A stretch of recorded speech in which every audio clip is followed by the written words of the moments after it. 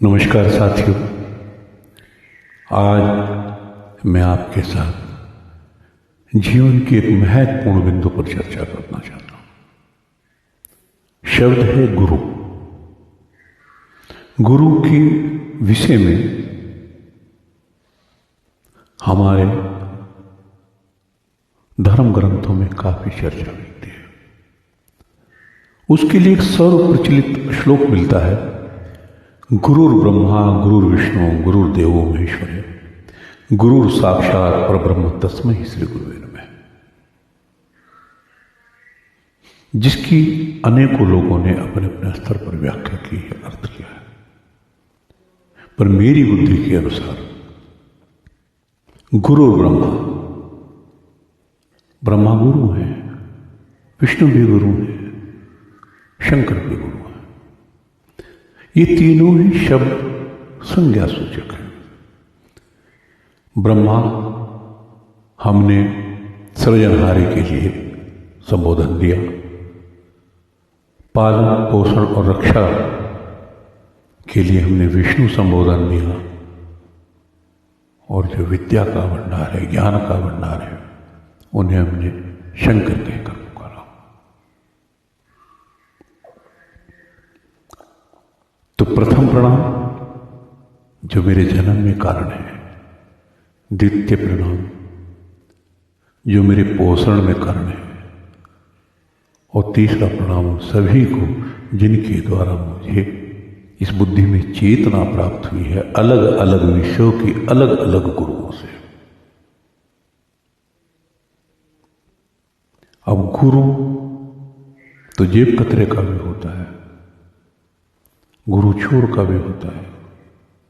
जिससे हम जिस विद्या को सीखते हैं उस विद्या को सिखाने वाला गुरु कहा जाता है। पर यहां तीन शब्द गुरु के बारे में महत्वपूर्ण मिलते हैं। गुरु, सतगुरु और सदगुरु, यानी कि गुरु वो जिससे हम कोई भी विद्या सीखते हैं। सतगुरु जो सत्य से हमारा साक्षात्कार कराता हो, जो सत्य से हमारा साक्षात्कार करने में सहायक हो, उसे सतगुरु कहा जाता है। और तीसरे सदगुरु जो सदगति को प्राप्त करने में हमारी सहायता करने में सक्षम हो, जो सदगति के प्राप्त होने में सहायक होते हैं, वो सदगुरु की श्रेणी में आते हैं। आज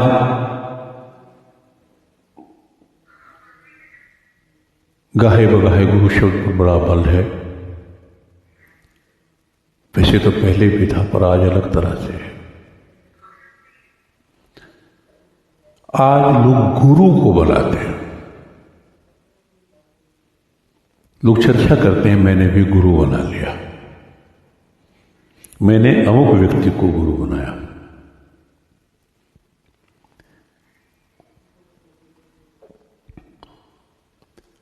आज शिष्य गुरु को बना सकता है। पहले गुरु शिष्य को बनाया करते थे। एक गुरुकुल में, एक आश्रम में काफी बच्चे पढ़ा करते थे। गुरु तो वो सबके होते थे, क्योंकि उन्हें विद्या प्रदान करते थे। पर किसी बालक विशेष को वो शिष्य बनाया करते थे, और जिसे वो शिष्य बनाया करते थे, उनकी हम आज तक तस्वीर को अपने दिलो दिमाग से मिटा नहीं पाए। प्रथम देखें, त्रेता युग में जाते हैं।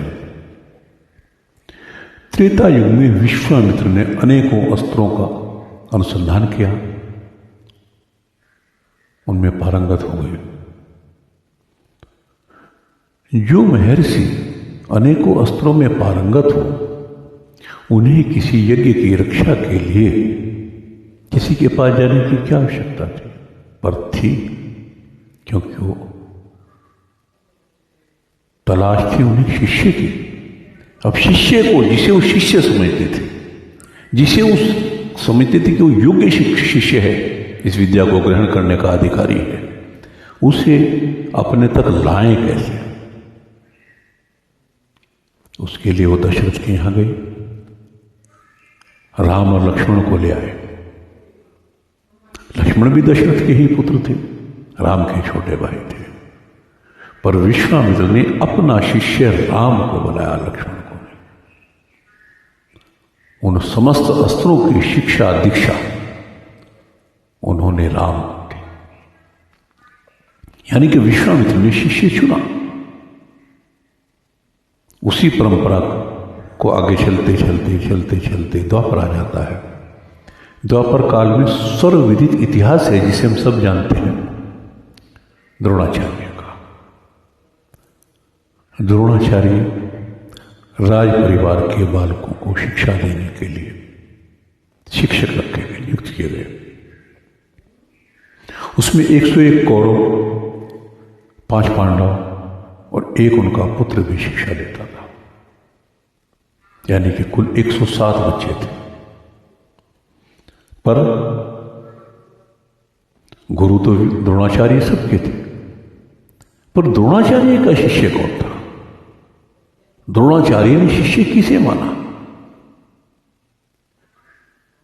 जबकि उनका पुत्र भी उसी विद्यालय में था, उसी गुरुकुल में था, उनके पास था।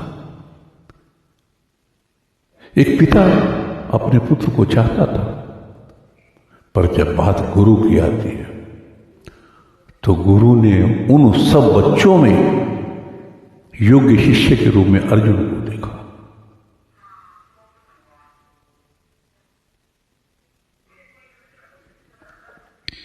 यानी कि गुरु शिष्य को बनाता है, गुरु शिष्य चुनता है, और जिस शिष्य को गुरु चुनता है वो अजर अमर हो जाता है और गुरु के पद चिन्हों पर चलता है। विरोधी पक्ष में होने के बाद भी अर्जुन पहले उनके पांव में बाण छोड़ता है। विरोधी पक्ष में होने के बाद अश्वत्थामा उनका बेटा है, फिर भी ब्रह्मास्त्र को वापस नहीं लौटा पाता, पूर्ण ज्ञान प्राप्त नहीं कर पाया। पर अर्जुन जो विद्या जितनी द्रोणाचार्य जानते थे वो पूरी विद्या उन्होंने अर्जुन को दी। और इस काल में भी मैं मानता हूं आप एक अच्छे व्यक्ति बनने की कोशिश करें, गुरु आपको खुद तलाश लेगा आकर, गुरु आपको गढ़ देगा आकर। आज नहीं तो कल गुरु आपके जीवन में जरूर आएगा। और जो सत्य से साक्षात कराने वाला होगा तो उसे भी वो भी आपको चुनेगा कि आप सत्य का आचरण कितना कर सकते हो, वो चुनेगा। सदगति कराने वाला सदगुरु, वो सदगुरु आपको चुनेगा जो आपको अधिकारी समझेगा, जो आपकी योग्यता आपके अंदर देख लेगा, आपके सद्गुणों को परख लेगा, तो तब वो आपको शिष्य चुनेगा। और जब वो आपको शिष्य चुनेगा तो जीवन में कोई कमी अतिरिक्त नहीं बचेगी। अगर आपको अच्छा लगे तो आप यस जरूर करें, हाँ जरूर लिखें। आप कहें, और अगर कुछ कमी लगी तो उसके लिए भी मुझे बताएं। मैं चाहूँगा जिस काम के लिए मुझे गुरु ने चुना था, क्या मैं उसे सही से कर पा रहा हूँ या नहीं कर पा रहा हूँ। मेरे गुरु ने मुझे निस्वार्थ भाव से समाज की सेवा के लिए चुना था, और वो सेवा मैं आपके शब्दों के द्वारा करना चाहता हूँ। आप उन पर विचार करें, आगे बढ़ें। बोलो सद्गुरु महाराज की जय।